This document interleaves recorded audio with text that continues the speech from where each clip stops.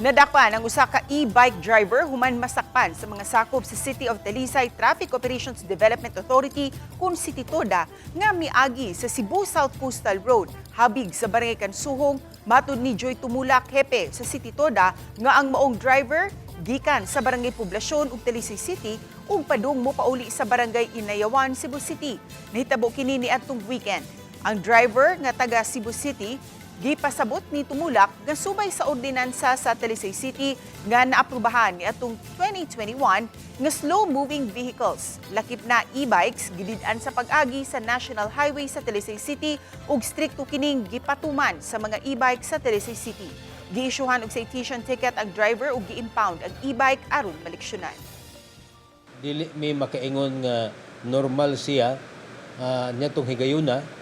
Hinungdan nga among gisang gipugnan unya among gidakop ug among gi-impound ang iyang e-bike. Nakainom sir, hindi mo makaubo. Duda lang ning naka-drugs.